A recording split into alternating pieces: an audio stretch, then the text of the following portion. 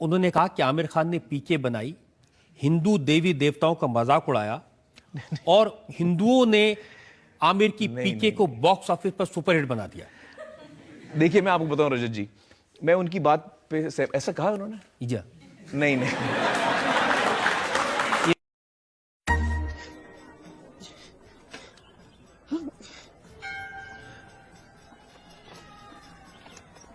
भाई साहब ये भगवान का बैटरिया खत्म हो गई है का? थोड़ी देर चले फिर लुल हो गए। क्या क्या मतलब नया बैटरी लगा दो, किधर लगता है? लगाओ। अरे भैया इसमें बैटरी नहीं पड़ती। तो काम काहे नहीं कर रहा है? मैन्युफैक्चरिंग डिफेक्ट है का? अरे कोई डिफेक्टिव पीस नहीं बनाते भाई हम। ये भगवान को आप बनाए?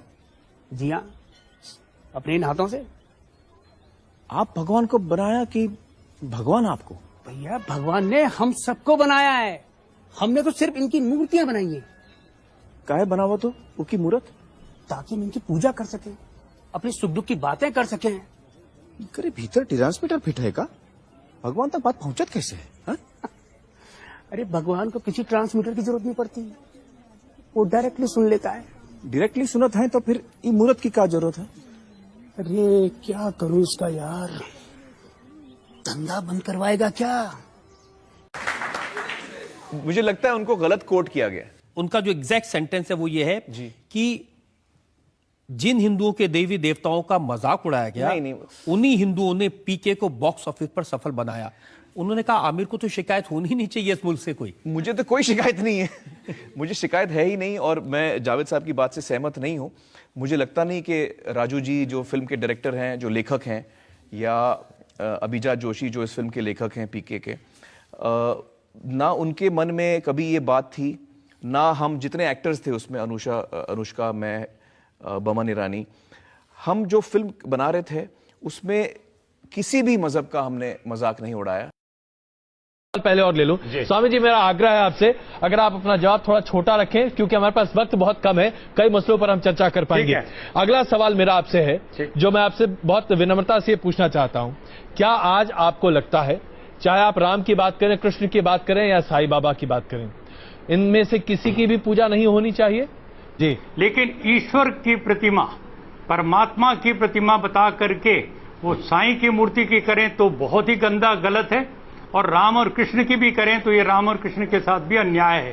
राम और कृष्ण ईश्वर भक्त थे जी, उन्होंने कभी दावा नहीं किया कि मैं ईश्वर हूं और मेरी पूजा की जाए, ऐसी कोई बात नहीं है। बताऊं, कोई वेद मंत्र नहीं है जिससे किसी मूर्ति में जो जड़ है, पाषाण है, उसमें प्राण प्रतिष्ठा हो सकती है। ये बिल्कुल निरर्थक है, अंधविश्वास है, पाखंड है। और ऐसा काम करना किसी भी व्यक्ति का, और वो जगतगुरु कहलाएं, ऐसे लोगों के लिए तो बिल्कुल ही ऐसी चीजें गलत है।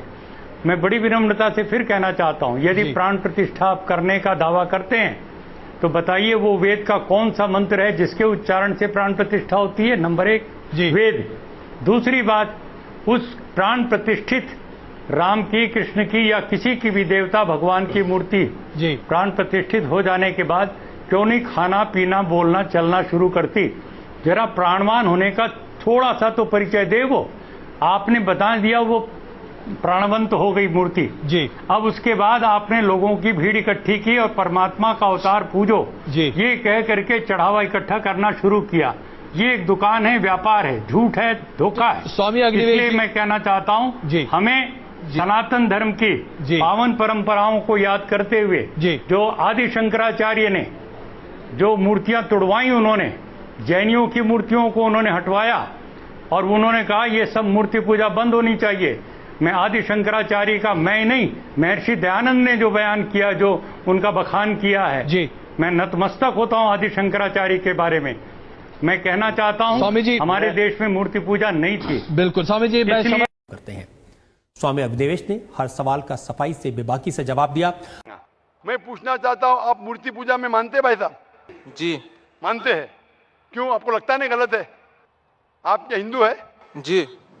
आपके मजहबी किताब में लिखा है, छंदोग्य उपनिषद में, चैप्टर नंबर 6, अध्याय नंबर 2, श्लोक नंबर 1, एकम अद्वितीयम, खुदा एक है, उसके अलावा कोई नहीं है।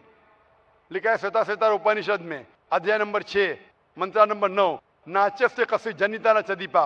उस ईश्वर, उस भगवान का कोई रब नहीं, उसके कोई वालदेन नहीं, लिखा है श्वेता उपनिषद में चैप्टर नंबर 4 मंत्र नंबर 19 में, न तस्य प्रतिमा अस्ति। उस ईश्वर, उस भगवान की कोई प्रतिमा नहीं, कोई अक्ष नहीं, कोई पिक्चर नहीं, कोई पेंटिंग नहीं, कोई फोटोग्राफ नहीं, कोई मूर्ति नहीं, कोई बुत नहीं।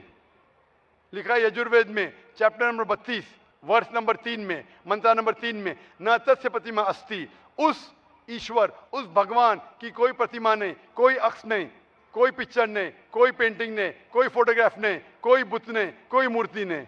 तो साफ तौर पे कई जगह आप हिंदू की मजहबी किताब में लिखा है कि मूर्ति पूजा गलत है, तो क्यों आप मूर्ति पूजा करते? भाई साहब जी, इस बारे में मुझे सही तालीम नहीं है, मुझे थोड़ा वक्त चाहिए। मैं इतने हवाले दे रहा हूं कि आपको लगता है कि मैं फेंकते जा रहा हूं।